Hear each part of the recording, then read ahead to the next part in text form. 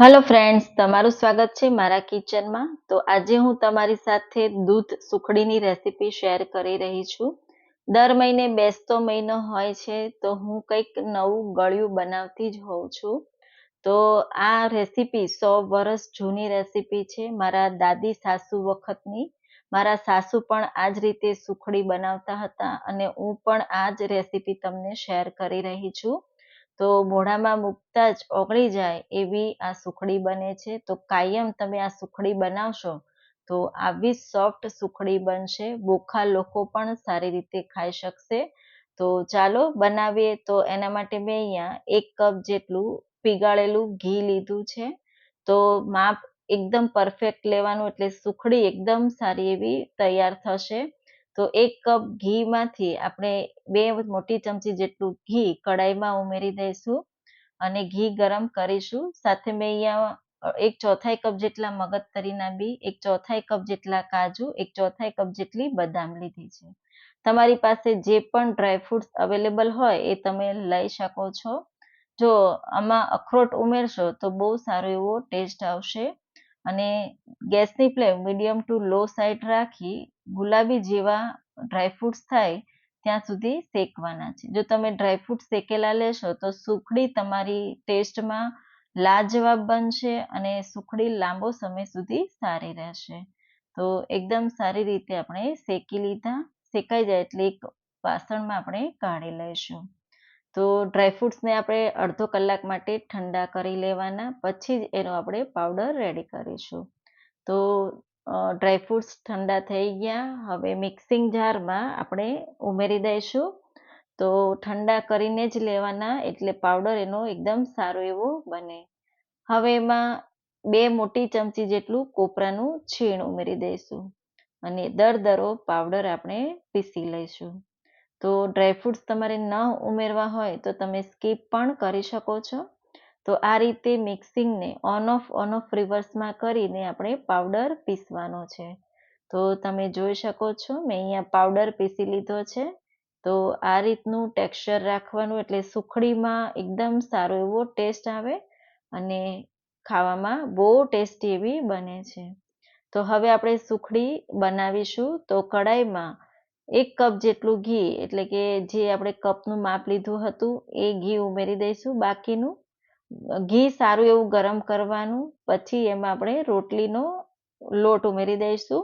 તો 1.5 કપ જેટલો મેં અહીંયા રોટલીનો લોટ લીધો છે અને અડધો કપ જેટલો ભાખરીનો દરદરો જાડો લોટ આવે એ લેવાનો, જેથી સુખડી તમારી દાણેદાર બનશે.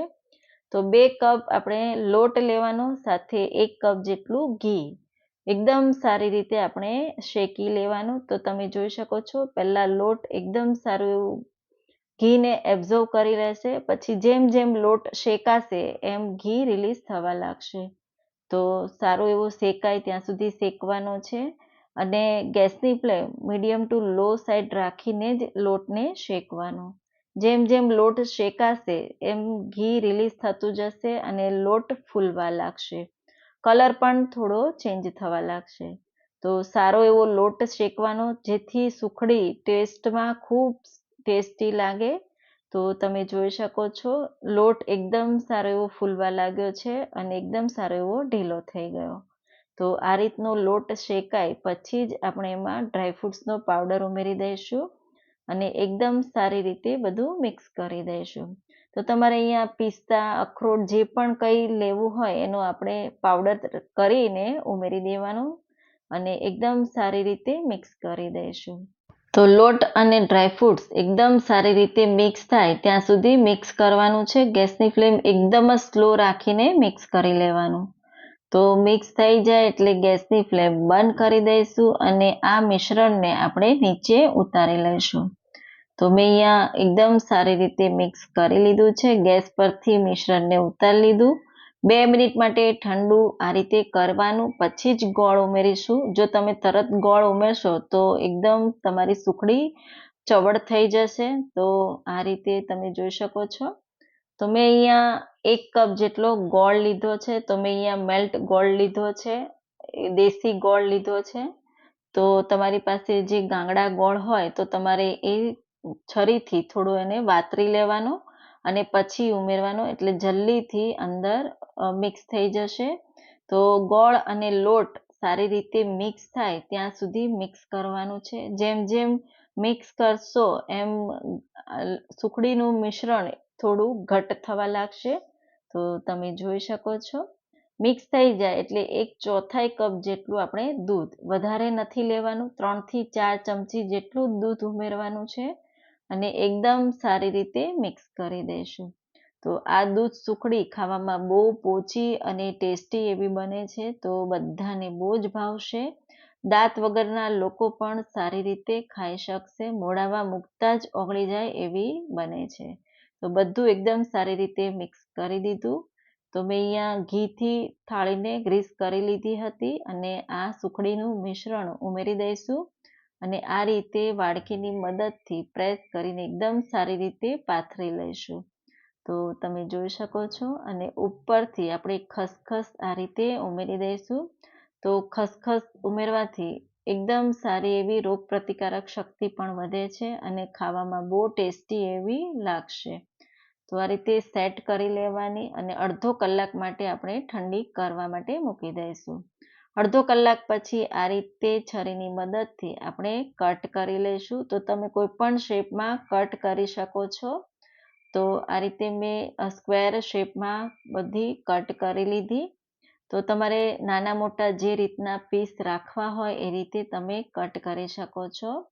તો એકદમ ટેસ્ટી અને પોચી, ખાવામાં બહુ પોચી અને સોફ્ટ એવી બને છે. તો દૂધ સુખડીની રેસીપી તમે જરૂરથી ટ્રાય કરજો. 100 વર્ષ જૂની રેસીપી છે. તો આ રેસીપી જરૂરથી ટ્રાય કરજો, બધાને બહુ જ ભાવશે. અને જો રેસીપી ગમી હોય તો લાઈક કરજો, શેર કરજો, સબસ્ક્રાઈબ કરજો. અને હા, જો જે લોકો બેસતા મહિનાના દિવસે કંઈક નવું બનાવતા હોય ગળ્યું, તો તમે જરૂરથી આ રેસીપી ટ્રાય કરજો. બધાને બહુ જ ભાવશે. તમે મહિના સુધી સ્ટોર કરી શકો છો આ રેસીપી. તો જરૂરથી ટ્રાય કરજો અને મને કોમેન્ટ્સમાં જરૂરથી જણાવજો.